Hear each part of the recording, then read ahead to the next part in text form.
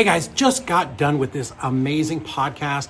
I went over to Rich Wonder's place over in Tempe, Arizona. It's this penthouse on like the 22nd floor. It's absolutely amazing. It's got the whole top floor. But anyways, really spent, about an hour and a half just drilling him and going over everything there is to know about Novations. So if you're interested and you have questions like realtors and contracts and how to negotiate, just all the different things, everything that I had as a question as an investor, you are going to want to check out this podcast or this interview that we have. And at the end, Rich even talks about how if you're not currently doing Novations, right, how you can work with him and get those, those wholesale deals that you couldn't quite close, turned over to him and do a great deal split. So make sure you watch it, comment below, and I'd love to hear your reaction.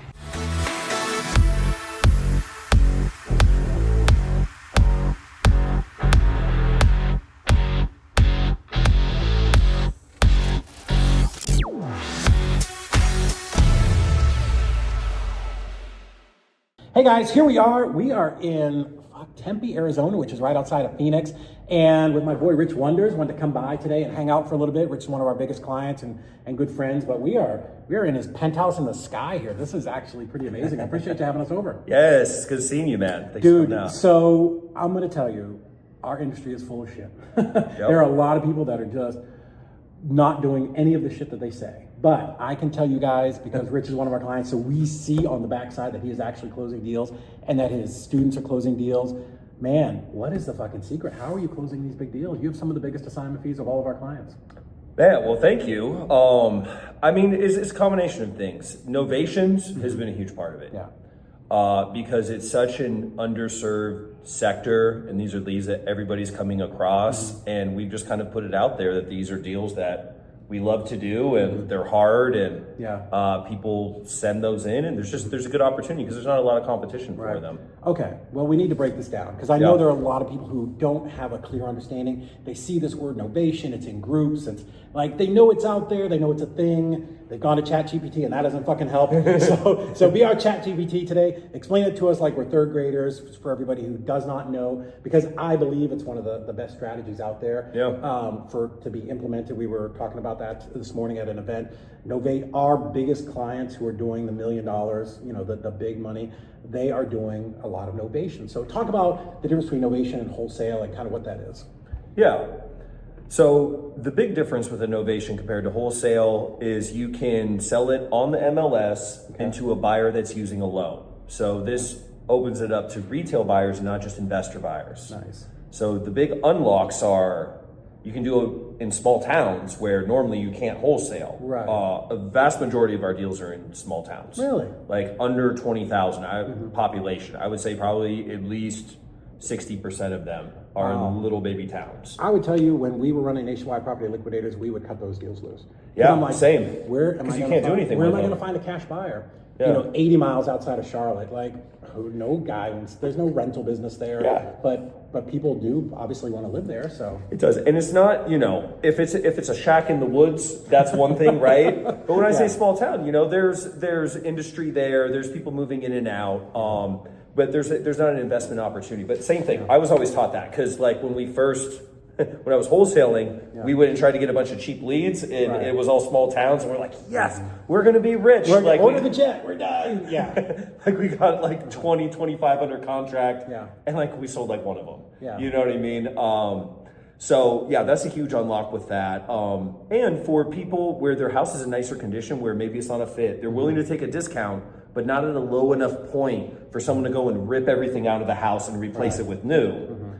That's another unlock. And then the third thing is the high price point houses, $1 million plus, or even over like, yeah, we have one in Pennsylvania right now that's on the market for 1.75. It's a 16,000 square foot house. It's actually on Zillow Gone Wild on the Instagram page. Oh, really? Everyone was clowning it because it's like an over the top. It looks like an old palace with like. One of the comments that stuck out was they said, I don't want a house where I have to wear a powdered wig to walk around. Like it had like this Turkish bathhouse room Really? with this like 30-person jacuzzi. It's an insane house. Yeah. But we got a great deal on it. You know, it's going to be a good property for us. But like all those high-end stuff, we've done big ones in Florida and Scottsdale and all over the place. Those are normally very difficult to wholesale. Right. But you got to think, when someone with $1 million plus property gets in a jam, they got a big problem to solve. Yeah. Bigger numbers, bigger problems. Yeah, and if they don't, you know, if they don't want to go through the realtor process, or they're not able to, or they maybe need some money up front or something like that, these are all problems that we can solve that they're, you know, 'cause when you get in certain jams, money's not always the most important thing. Right. And sometimes the certainty and the urgency overrides it, and we're able to solve those other problems. So I think that's a great point, right? Because that's the thing that I feel like people ask the most, right? I get it, wholesale deal, house has a tree on it, whatever, right? Like the property's distressed, and obviously they're distressed sellers. But why would a seller opt for a novation agreement where you're going to list it on MLS, which I guess technically they could, right? You can. Oh, for sure. Yeah. Most common question, like why wouldn't they just hire a realtor? Right. And that's why. So many reasons, but I don't want to get on that trail. But I mean, here's the thing: is we don't sell the process; we sell the result, and we're willing to do whatever it takes to give them a great experience. So we're not just providing a transaction, and part of it goes from how we frame it. So we don't frame it as we're going to sell your house on the market. We frame it as we're going to solve all of these problems for this and get you this desired outcome. Right. But very often they need money to move. Yeah. So like these deals, like I won't lie, like you will put in money on them. Like if you go into this and say, I'm never going to put any money on a Novation deal, you're going to miss out on a lot of paydays, because there are ones where, like, you know, you got to get them out, or you got to clean out, you know, the pile of trash in the front yard so that like a family's actually going to want to live there, you know. Because you're looking at a different type of buyer, where an investor might come in and go, oh, I get it, it's going to be a rental. Like, these are homeowners. Oh yeah. But the three things that the sellers want is certainty, peace of mind, and hands-off experience. I love that. I was at this real estate meetup maybe 2-3 weeks ago, and this guy was in there, and he was talking about we're in the trust economy now, right? Like, people, especially, and it ties in with social media too, that, you know, the seller has to trust that you're going to solve their problem, right? They have to believe that. Because if you don't do a good job communicating that, which means listening to their issue, finding out, you know, what is the pain point, what is the problem that they need to solve? Because like you said, it's not always money. Yeah. Right? I've sold properties, and I just like tell my realtor, just take care of this. I don't want to fight. I'm in the real estate business, and I don't want to dick with it, right? Heather sold a bunch of my properties when she was an agent. I'm like, I don't want to do this. Somebody else, just come in and make this all go good, and just let me know when I can show up to sign the paperwork, you know? So I love that. Cool. So let's talk about this. Let's change gears a little bit. So when you and your team are talking to the seller, right? I'm assuming you do some wholesale deals too, right? Yeah, Just by whenever we can. We wholesale everything and novate the rest, but it ends up still being mostly novations. Right. So how does that roughly? I mean, I know you have a lot of students and everything, but like, what is that process like? Like, you start pitching wholesale, and then like, how does that? What's the cadence there? So you have to treat every deal like a cash transaction until you've eliminated that as a viable option. Okay. Because here's the thing: until you close that door, they're not going to be open to an alternative solution. Because really, what they're looking for initially is speed and convenience, but they also want price. Right? It's like pick any two, but they want all three. Right. Like speed, certainty, and price. So they're looking for the solution that doesn't exist. And you have to the thing you have to be careful with is you can't haggle really hard back and forth with them. You need a low friction process, because I love how you said trust economy. The currency of trust is everything in these deals. Yeah. Once you break that's trust, gone, you'll never get them back. it's done. Yeah. It's done. So it's really important to have a low friction sales process. And you have to climb a big mountain, because very often their initial expectations are very unrealistic. Yeah.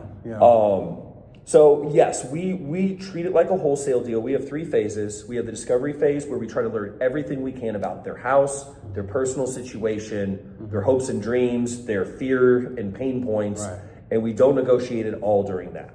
Because as soon as we open up that negotiation door, they're not, very often they no longer want to be vulnerable and tell you their problems because now they feel like, right, I get that. Now they're playing chess or checkers or whatever it is. Exactly. 100%.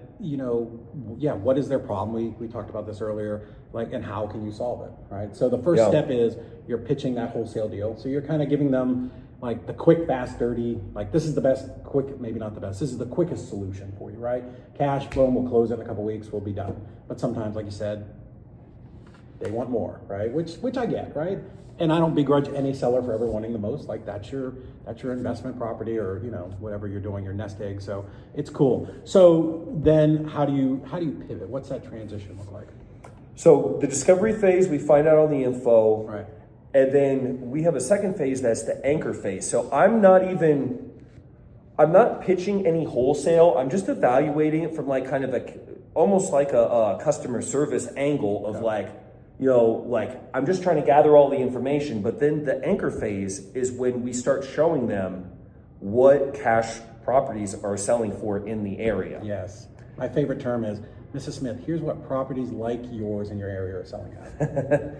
And depending on the condition, right? Because even if, let's say, the cash property is in worse shape, we still tell them hey, look, this is where cash buyers are looking to purchase at. Yeah. So we have to basically close that door of them thinking they're going to get a retail price with a cash offer experience. Yeah. And they start to realize, maybe a cash offer is not the thing that I'm looking for, right? Right. And then the third phase is what we call the delivery phase.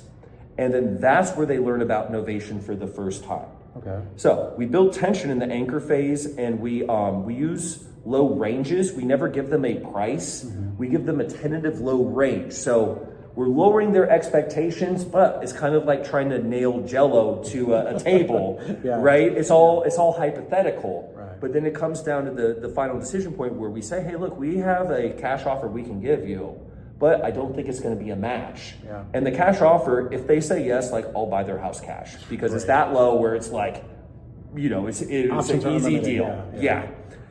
But then there's the pivot where we don't try to close them on it. We say, hey, look, I know this probably isn't going to work based on our conversation. Mm-hmm. However, I have some good news. Mm-hmm. And then that's when I start just value dumping on all the benefits of concierge. Yeah. They qualify for it. Mm-hmm. And we take them through the paces and close with action. Nice. So that part's basically like a monologue that we do the same way. Mm-hmm. Now, I'm not saying this is the only way to close deals, but we have we've got a pretty tight program on how we run our deals at least, because they get squirrely. You have to set expectations is really, really important too. I think that's one of the biggest things is, hey, here's what's going to happen next, and expectations.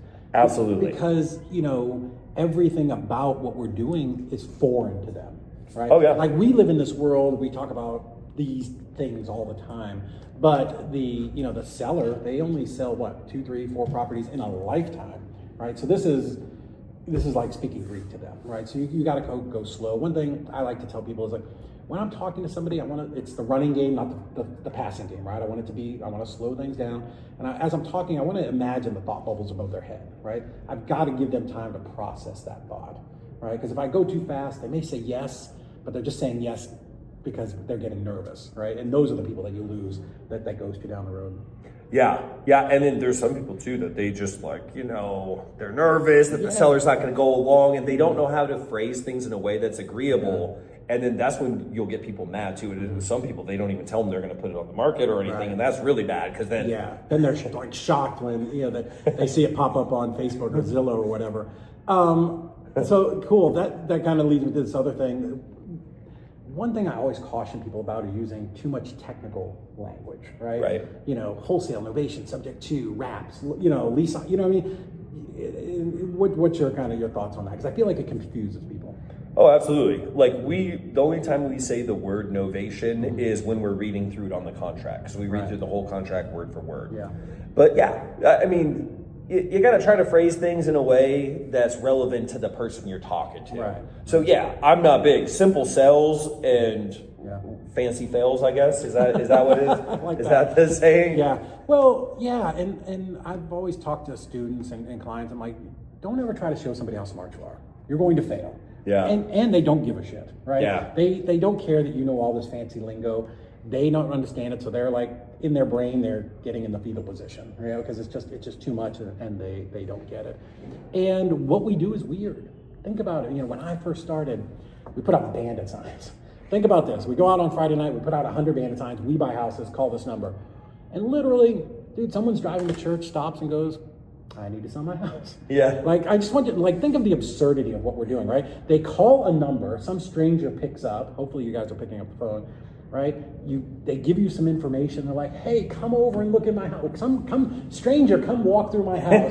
Literally, you show up, you shake their hand, you talk to them for a minute, you walk through their house, and then you give them a lowball offer, and they take it. Yeah. Right? That's weird. Yeah. Like that tells you the situation that some of these people are in, and they just need to trust that you can solve the problem for them. Absolutely. So cool. So okay, so we've talked about, you know, kind of what Novations is, how you're pitching it. We see a lot of clients come to us, especially when they're new and they have these horror stories. Yeah. Right? I had this deal, the agent messed it up, this happened, that happened. Like what are some of the places where it can go sideways? Because it is a different, like the process, it's assignment adjacent, right? Yeah. And like that we're involved, but the process is a little bit different. What is it that people are screwing up, and why should they have a good coach or good, you know, kind of mentor to help them through it? That's a great one. So here's the main ones. Not setting the right expectations, or even worse, being deceptive when you're closing. Yeah. Having them not understand what's going on. Yeah. That has the potential to like ruin Novations for everyone. Mm-hmm. Like, especially if people teach that at scale, it's a bad idea. You have to, there's a time and place and a way to tell them, but they have to fully understand before they sign on the dotted line. Right. It's not something you get them to sign and then you explain it later. That's one. Hiring a flat fee broker instead of using a local agent. Oh my God, the worst. That's the worst. a sure sign to have run into all sorts of extra friction. Yeah, and we're going to come back to realtors a lot. So we'll put a pin in that. Don't do that. Yeah. Cool. Signing on behalf of the seller, the buyer's offer, I do not recommend. I get probably 4 or 5 messages every single week of someone saying, hey, Rich, I'm having this problem. The lender doesn't want to lend on this deal.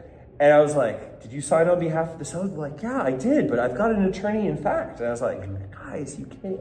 It doesn't. It's, if you have the seller sign, it'll eliminate that completely. So you're now having the seller sign the offer. The buyer's offer got it. every single time.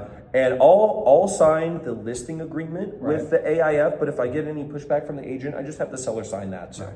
And how, when you go back to the seller to get them to sign those things, how is that conversation going? Because a lot of people I think would be scared of like, oh, they're going to see what I'm doing. You know? Well, this is why it's so important too, to make sure that they have a great experience. So you have to deliver true value.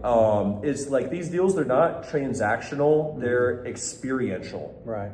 So they're the peace of mind, certainty, and a hands-off experience are so important. And if you nail really good at that, and it's like, once you know what the buttons are to press that's going to move things forward, especially if you know you're making a great fee, make sure you roll out the red carpet for them. You know what I mean? And any way you can help them, whether it's emotionally, financially, logistically, just putting things together, even calling movers and stuff like that. Yeah. For someone that's in a jam and is stressed out, it's something they're dreading. And it's something for you or your staff that's an easy thing, you know. But yeah, they do see it. So basically the conversation is, one, we set really good expectations up front. When we're signing the contract, one thing we say to them is, hey, look, whether we make $1 or $1 million on this, nothing will change on your end. You're going to get every penny of the $457,000 that you're promised. Right. And you understand, you know, we are negotiating our fee from the buyer. Yes, I understand. Okay, great. So that's one thing. And then making sure that this happens quick. Yeah. Like, we're in it for a good time, not a long time.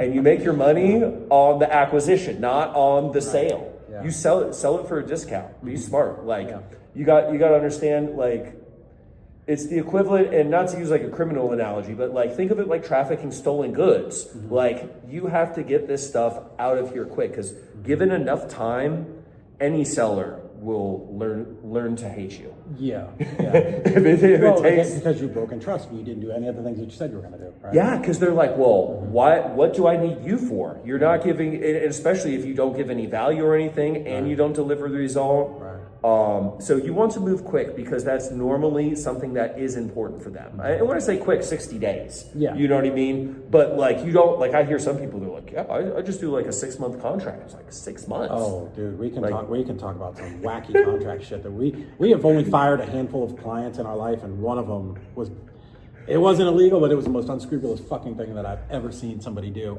So I want to talk about that in terms of all of investing. I think, I want to say this.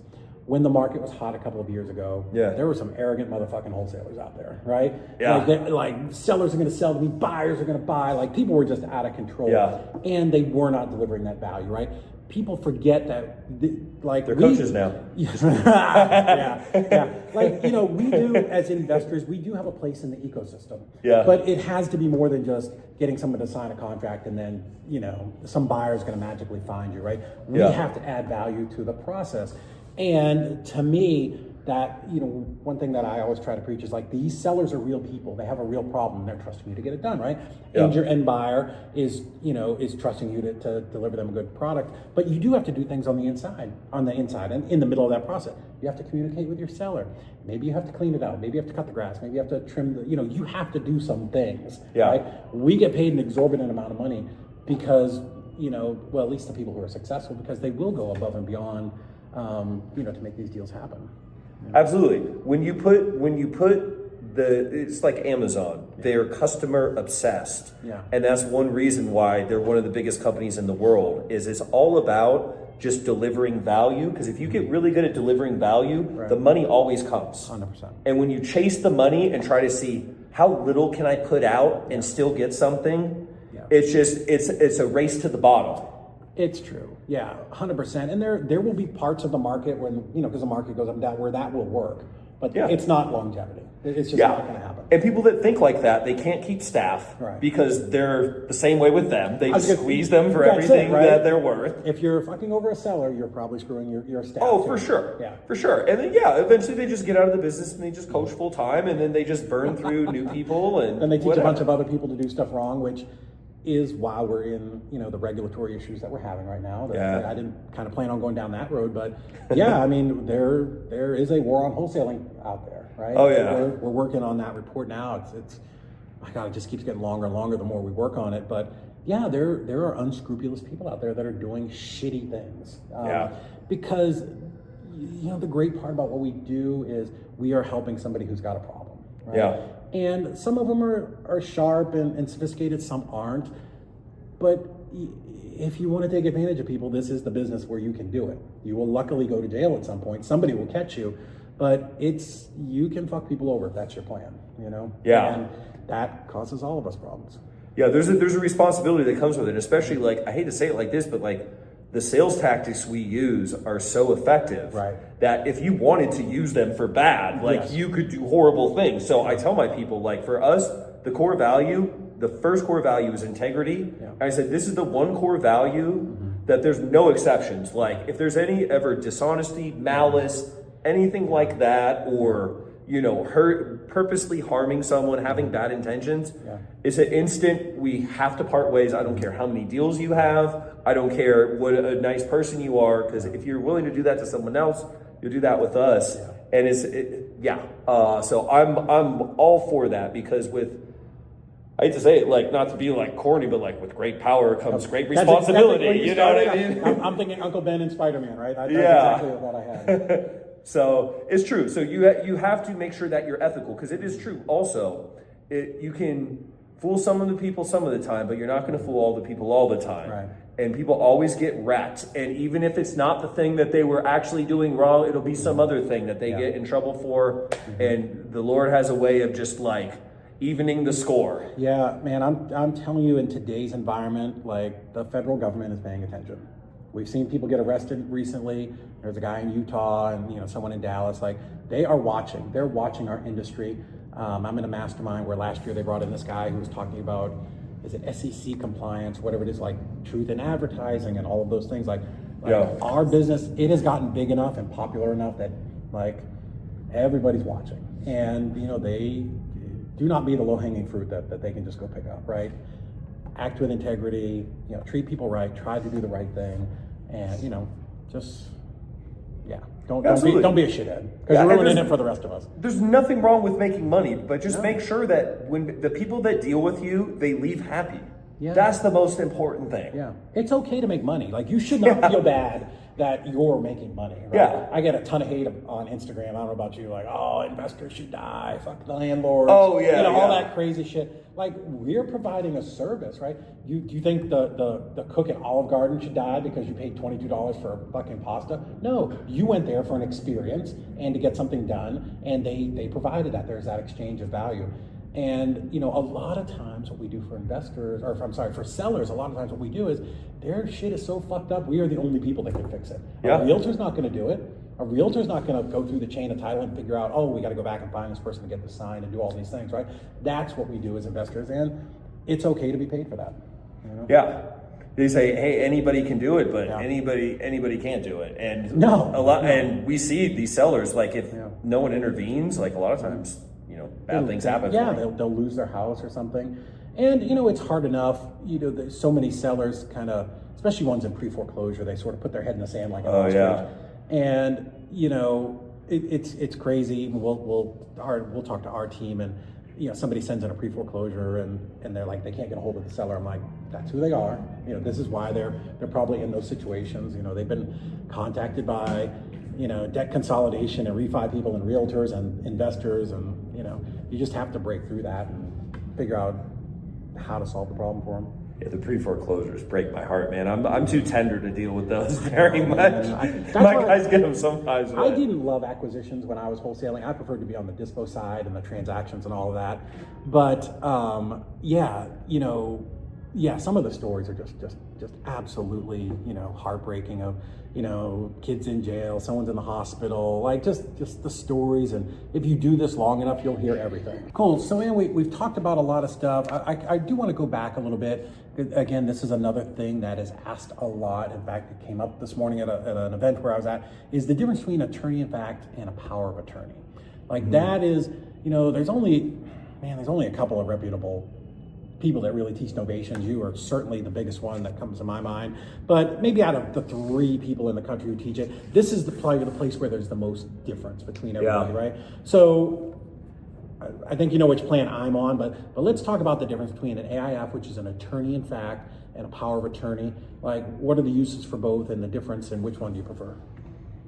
So the main difference with the power of attorney and just the AIF is it's notarized, and it's essentially it's a deeper level of commitment. This is the POA, the power of attorney. The POA. Okay. Now, me personally, I do not use power of attorneys at all for anything. And AIFs, we're getting further and further away from that too, because we're getting more pushback from realtors on the AIFs, especially in certain states. Yeah. And we just have the seller sign. So here's why I stay away from signing on the seller's behalf as much as I can. Is because one, for signing the buyer's offer, if the seller backs out or goes AWOL and your signature's on there, the buyer can come back. You're the person that signed it. Right. Lenders don't like seeing someone else's signature on there either, and it can blow up your deal. I get several messages a week about that. And I just feel like it's more above board to have just the seller sign whenever you can. So, like, we'll use an AIF for the realtors, because most of the time they don't have any issue with it, but I always have the seller sign the buyer's offer. Okay.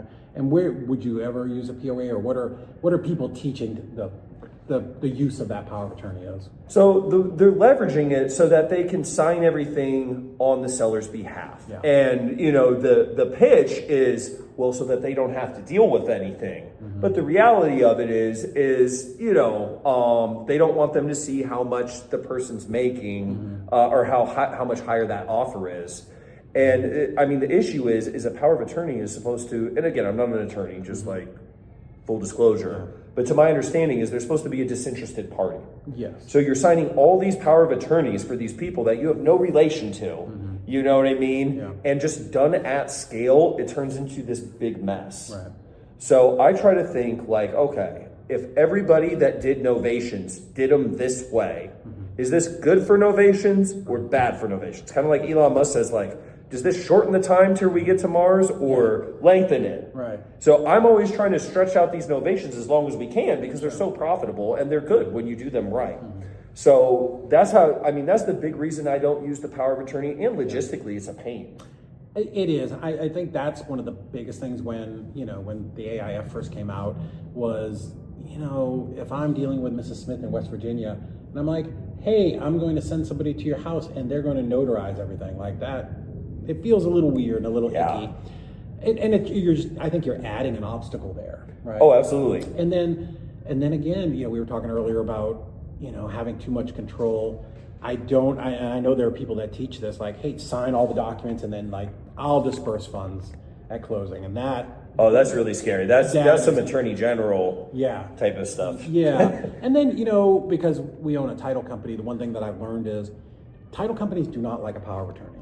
They don't like it because if, Mrs. Smith gave you a power of attorney, the title company looks at this and says, why the fuck isn't she here? Yeah. Like, what's going on? Like, because title it's about insurance, right? We're betting that this transaction is not going to come back to bite us later. And now we've got this variable, right? Is she of sound mind? Is she okay? Is she under duress? Like, why is she not showing up? Oh yeah, and even at a later date after the transaction closed, there could be a family member that comes into the picture, and you have all these liabilities that you're just scattering all over through all your deals. Yeah, so I agree. I'm with you. I'm not a fan of the POA. We have some clients that will do it. That's okay. I'm not going to tell you how to run your business. I just think that there's just a better way, right? It just feels more above board. But that's interesting that you're pulling back even on the AIF stuff. Yeah, just because if there's any pushback on it, it's just easier. And it creates also, because like you get in a fork in the road where you either got to go full-blown power of attorney or the seller's got to sign. If they say no to the AIF, that's the only options. But I think it fosters goodwill too, because they see because the agent, same thing. They're looking like, hey, why are you involved? Like, are you necessary in this? Yeah. And when it shows that the seller's cooperative and they want us around and they like and trust us, it opens things up for the agent too, where they're like, oh, okay, good. Like, I feel comfortable now. Because they're worried, people try to take advantage of the agents too. Yeah, so cool. So that's going to lead us into the next thing here. One of the differences is, typically a wholesale deal, it's an assignment. You don't have to use an agent. Right. In my wholesale deals, we didn't love using agents. I just feel like a lot of times they and then a cash deal, they fuck more shit up than they help. Also, I had a full in-house dispo team, so we would use an agent if we had to. I didn't like paying them and then paying an agent. Like, it just felt like a lot. And I would tell my dispo team, like, the fuck am I paying you for if you need to get this realtor, right? So, like, if this is a cash buyer, he's in public record someplace. Go find him. He's on your list, right? But that doesn't hold true for novations. Like, the primary way to get rid of a novation is through a realtor. So let's talk about that a little bit. Like, how do you find it? What are some strategies there? Like, what are the differences? So once you get good at finding great agents and communicating with them in a way where they're excited to work for you and they have a sense of urgency, it makes the back end, it's literally 90% of the work off your plate. Really? Compared to doing everything yourself. Right. So that was a huge unlock. Once I finally stopped banging my head against the wall with the flat fee brokers, it was a huge unlock on how many deals we were able to do. But we called agents that sold in the area. Yeah. So and people ask me too, like, how much do you pay them? I pay them whatever the normal amount is. 3%. Like, I want you to get paid. Yeah. I'm not here to nickel and dime you on 0.5%. That's dumb. Right? Exactly, because there may be too some time where they have to come in clutch and like save the deal too. You know what I mean? So you don't want them to have that sour taste. Yeah, I don't want to start out a relationship asking for a discount and then asking them to work harder than they normally would. Right. So yeah, I believe in finding the best people, and we interview as many agents as we can that have sold in the area, and then we'll give them some tasks, see if they can go out to the property and look at it. If they sound good and they sound like they might be a strong prospect, and then we get their opinion on what they think it would need to be priced at to sell quickly. So are you explaining to them what you're doing? Like how does that kind of conversation go? So they do find out, but we don't lead with that. Okay. And we're not dishonest, but there's a certain dynamic that has to happen for things to unfold in a predictable way. Otherwise, you get in this big back and forth in the beginning. This is what everybody does, or most people do starting out. Hey, my name is Rich. I'm looking, are you an investor-friendly agent? Do you know about wholesaling? Yeah.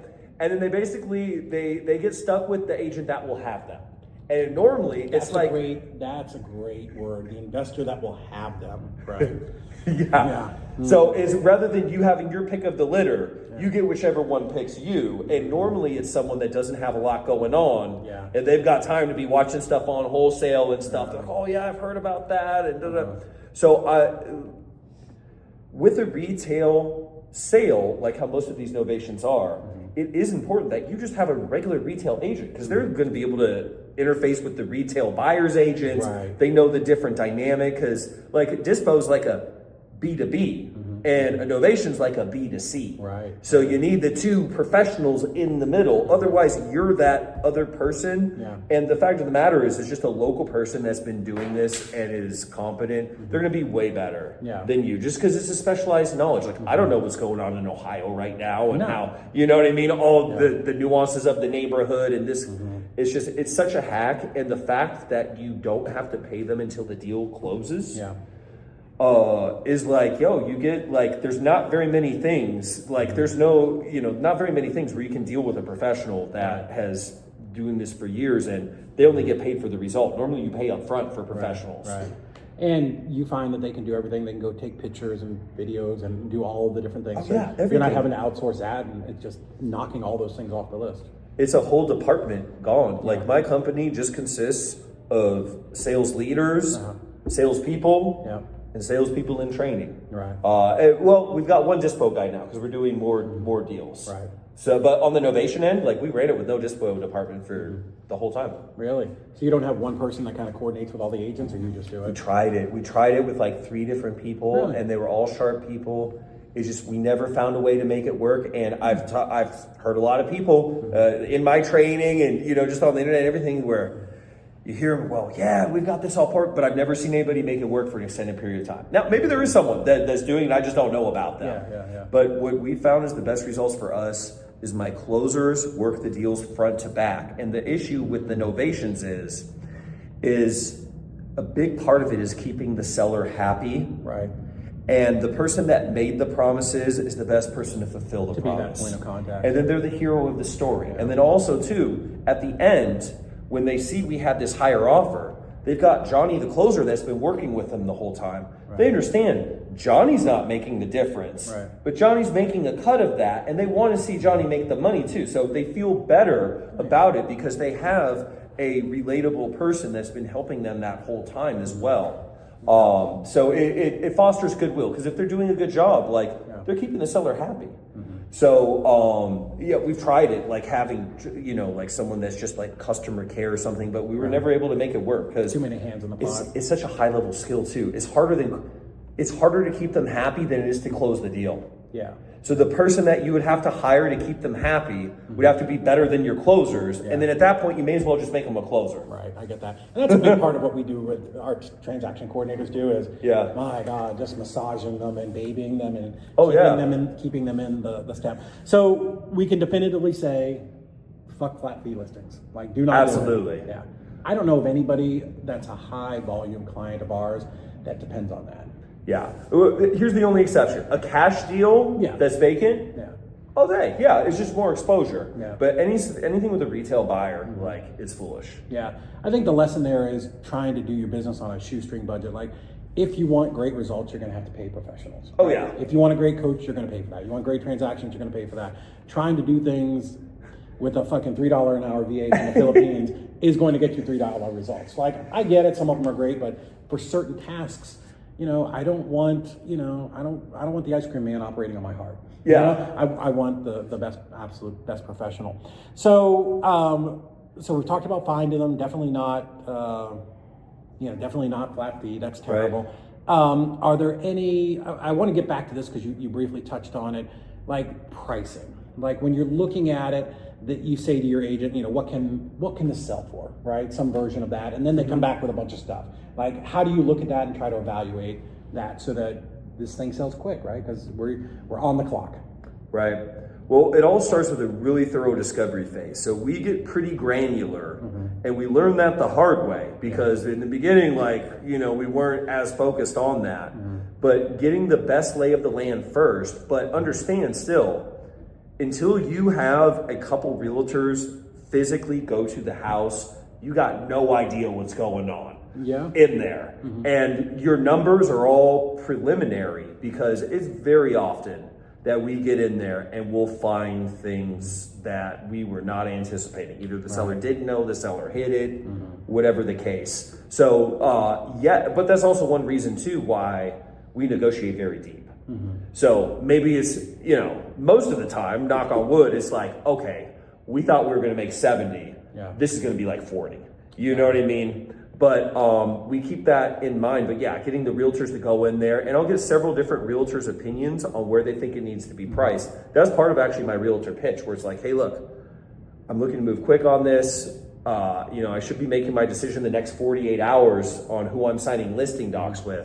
You left a great impression when we were talking, but one thing that can help me is if you can give me your professional opinion on where you think this needs to be priced, where you'd be confident we can get offers within the first week or two. Oh, okay.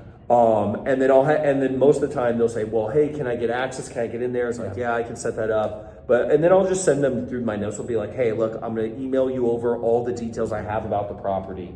And if you can get that back to me. But that's a good test too, to see if they're good talkers or good workers. Right. Because you can talk to someone great on the phone, but if they won't even send you that back and you said you're ready to sign listing docs, just know, that's going to be the person that ain't going to answer your calls once you have the listing. So are you looking to get a minimum of 2 to 3 agents to go through there? Yes. How do you balance that with the seller? Like, hey, I'm going to send a bunch of agents. Do you tell them just say that you're working for me and you're just coming in to evaluate it? What is that conversation like? Well, it depends on the situation, because honestly, a lot of the small towns, we don't have the opportunity to have 2 or 3 agents come out. There's 2 or 3 in the whole town, right? Yeah. So it's like we have the best one go out there, and if there's some questionable things, you know what I mean, then we'll have someone more. No, with the seller, we tell the seller, hey, this is someone that we may be working with. They're going to be helping us with the marketing and the walkthroughs and everything like that. Now, they're just there to do a short visual inspection. They might take some pictures for some things that they want to bring to our attention, but they shouldn't be asking you a bunch of questions or giving you a hard time. If they're asking you stuff, please just politely refer them back to us, and feel free to call or text us at any time. If there's anything, everything should be fine, but I'm just letting you know the door is open if there's an issue. And with the agents, we also prep them. Hey, like we mentioned, the seller is going through a personal situation. They want us to be the main point of contact with them. If you have questions about the house, please direct them towards us. But I want to make sure we're on the same page, that you're not going to be giving them a hard time or giving them the third degree. You're there to view the house. And they're like, oh yeah, absolutely fine. You know what I mean? But setting those 2 expectations, because otherwise, if you're not good at that, and you have a confused seller and a confused agent, nightmare. Nightmare. They're going to plot against you, where one of them's going to blow it up, and the other one is going to be a mistake. It's going to be a huge. And the other thing I like to tell agents is, hey, this is a property we are already contracted on. Yeah. You know what I mean? Because by the rules, realtor rules, they can't sign a listing agreement on something that's already under contract. So that kind of should block that out, but we all know they're bad agents just like bad investors. For sure. Yeah. There's something else I wanted to ask you when it came to the agents. I think that's it. Cool. So do you ever sign up a Novation deal and end up wholesaling it? Yes. You ever do the paperwork and then end up wholesale? All my wholesale deals are all pitched as novations. Yeah. So we don't have a wholesale pitch and a novation pitch, because the only thing I consider a cash deal is one that we will close on and put hard earnest money. It's gonna be screaming low. Yeah. But all the time we wholesale everyone that we can. It's not for the people out there, it's not that I love the process of doing novations. It's just there's so many of them and they're so profitable. I feel like a fool turning them down. So wholesale's way better. Look, if I could make the same money and never do a novation again, buy Novations. Call me the wholesale king. You know what I mean? But it's just it's such an underserved thing, and we have wholesalers all around the country sending us deals constantly, and like most of them are great fits. So it's like, how can we turn it down? So you only really have one set of paperwork. Everybody does the same paperwork. Everybody uses the same paperwork. Yeah, we've seen that with our clients, and you don't want to have to go back and redo paperwork, if it's a wholesale deal and turns into a novation. So I think that's pretty smart, is to do your paperwork like that, so you have as many outlets and exit strategies as possible. Right? Yeah, and the one exception is if we know it's going to be wholesale, we still give them the novation pitch, but we wouldn't need like the attorney in fact and stuff if we know it's going off market. And the ones too that you can't novate is if it's a really short timeline. Right. What's the ideal house for a novation? Because you don't want the house with the tree growing through the roof, right? Not ideal. It's got to kind of, because it's a retail buyer, it's got to kind of fit in a box, right? Yeah. I mean, the ideal house is vacant, you know what I mean? But they normally aren't. Right. There are almost always a person in there, right? But if I could have my cake, it would be a beautiful, big, expensive house that we could get for next to nothing and was move-in ready. Right. Now, probably never going to happen, right? There's always a whole heap of problems, because this is why people are willing to exchange money for problems, basically. But yeah, I mean, the most common opportunities is going to be small towns, and small towns, properties that are in too good of condition to wholesale, meaning you can't get it for 50 cents on the dollar, but they're willing to take maybe 75 cents on the dollar, something like that, right? And then the luxury properties too, we see a lot of those, because those are very difficult to wholesale. Not a lot, but how can I say this? We get them on a regular basis, and when I wholesaled, we never got them. Yeah, I mean, think about if you're looking at your cash buyer pool. There are more people with 200,000 than $1 million. Right? Liquid, just sitting around looking for something to do. For sure. You have a smaller buyer pool. It's a much bigger project and much bigger risk. I mean, for sure. Those are the main ones, and then the small towns, because we will do crappy houses too, like ones with the tree through it. But just understand, you still got to get it low. Like, it's not a magic bullet. Man, there's this program that I got for $9 that what they taught people was just ask them what they want it for, lock it up for that. Either get a flat fee broker or call your buddy that's an agent and just put it on the market. And if it doesn't sell in 2 weeks, just go back and tell them, hey, it's not selling. Are you open to a price reduction? I feel like that's the worst way to do business, So it's not a magic bullet, but it will allow you to capitalize on a lot more opportunities. But the caveat is, it is more work. And it is more stress, and you do have to spend money, but that's why it's profitable. Yeah, I mean, it's so much money. I love that, the way that you talk about this and teach this, that you don't try to shoehorn fucking novations into every deal, because there are people that are out there like, every deal should be sub 2, or every deal should be, and that's not the solution for every deal, right? So having somebody that can teach you and talk to you and kind of mentor you through these things, like the exit strategy is more dependent on the seller and their situation, right? And where the opportunity lies, basically. Because on the ones we novate, almost all of them, we don't have the option to wholesale. So it's an easy choice. Well, I think that's amazing, and Novations were really just coming out when we were getting out of wholesaling, to run our other businesses. I wish that somebody had come up with this 10 years ago, because we'd have absolutely dominated. So you're definitely, if you are not doing Novations, you're having a ton of your leads that are just sitting there, and you're not maximizing them. Literally, you picked the market, you did the marketing, you sent the letters, you made the calls, you did the text messages, whatever, you ran the PPC, and those leads are just sitting in your CRM.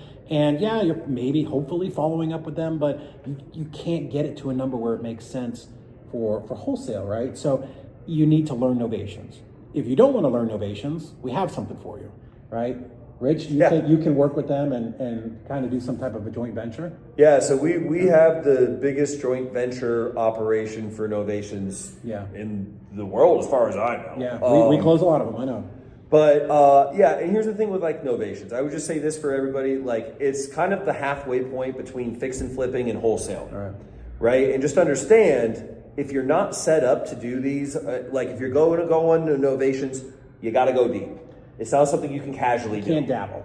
Yeah, it'd be like dabbling in, wholesalers sometimes dabbling in fix and flips, and it normally doesn't turn out great. Right. I was talking to two buddies last night, and they both are wholesalers. He's like, yeah, my first flip, I lost $5,000. The other guy's like, he's lucky on us. He's like, yeah, I made $3,000 on it, but it took me 6 months, and it was a nightmare. So I would just say either go all in, or just at least start identifying them, and it'll be easy. It's going to be small towns, luxury properties.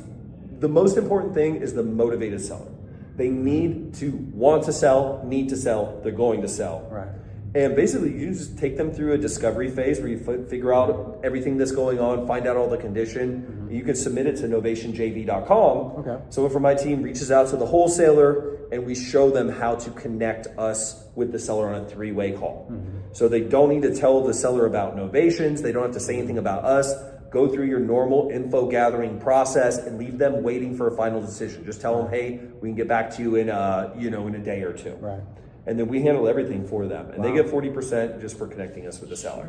That's amazing. So yeah, everybody says I pay too much to the JV partners, but I'm like, hey, I'm trying to have them come back. I'm not trying to do one deal with you. Yeah, same thing with dealing with the realtors. You want to pay people and take care of them. Yeah. So guys, if you have deals and it's not going to fit into the wholesale box, and you don't want to, listen, I get it. We all have only so many hours in the day. You can't be an expert at everything. But if you feel like there's an opportunity, right, to help the seller, right, solve their problem, get them the number that they deserve, like you don't even have to pitch it. Just take that and bring it over to Novationjv.com. Novationjv.com. And there's instructions on there and everything. So nice. And then, one, you're doing the right thing and you should be paying it for, because the reason we get into this business is to help sellers, and you can get paid, right? Because if you don't help them, they are going to call somebody else who can do that. Yeah. So while you have their attention, let's take those leads, let's push them over to Rich's team, where you can,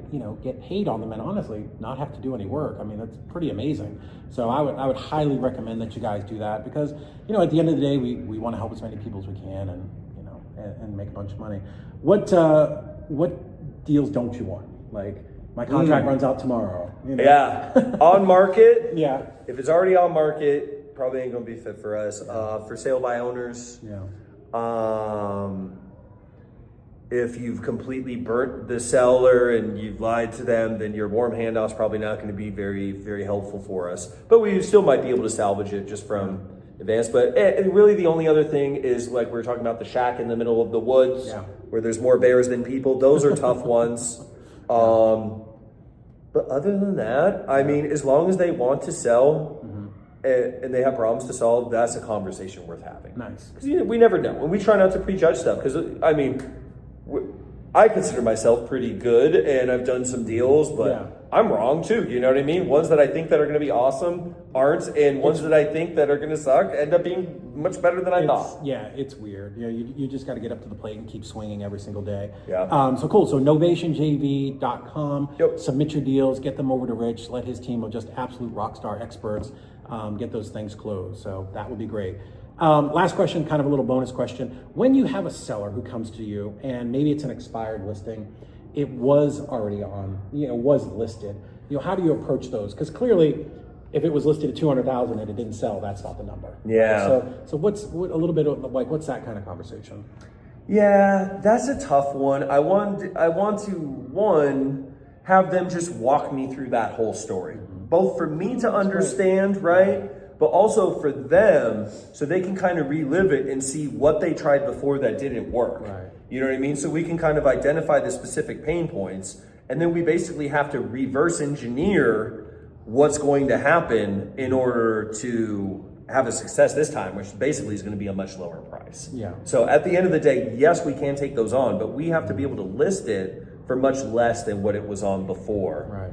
And we have to make sure that, we can identify why it didn't sell. Was it just price alone? I mean, the seller is probably going to tell you it's all the agent's fault. Yeah. It's worth way more than that. You know what I mean? Yeah. But it could have been access. It could have been marketing. There are a lot of things that it could have been. But price is normally the biggest driver. Those other things don't help, but if it's priced right, you know, you can screw a lot of things up and have it still go through. You know what I mean? Yeah, I had this coaching client one time. We were in Virginia, and they're, you know, not every house will sell no matter what the price is. We were sitting at this like breakfast place. I'm like, what about that barn over there? It's kind of crooked. You can see through the slats.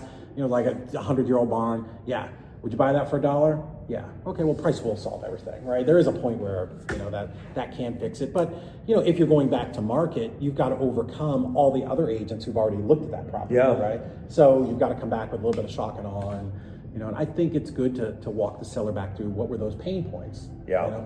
You know, and now typically time and circumstances change everything. So if they were motivated 6 months ago when they listed it, you know, and now they're up against some kind of a hard deadline, you know, that's where we can come in and, you know, show them that as investors, we're a little more creative and resourceful than realtors. And, you know, we are not going to get paid until this thing sells. So, you know, hopefully you can grab those deals. So cool, man. Thank you so much for inviting us over to your home and letting us chat. And hopefully this camera was good enough and you guys got some decent audio, but we absolutely just crushed it for dropping just absolute bombs. Novations, guys, excellent strategy. You should be doing it.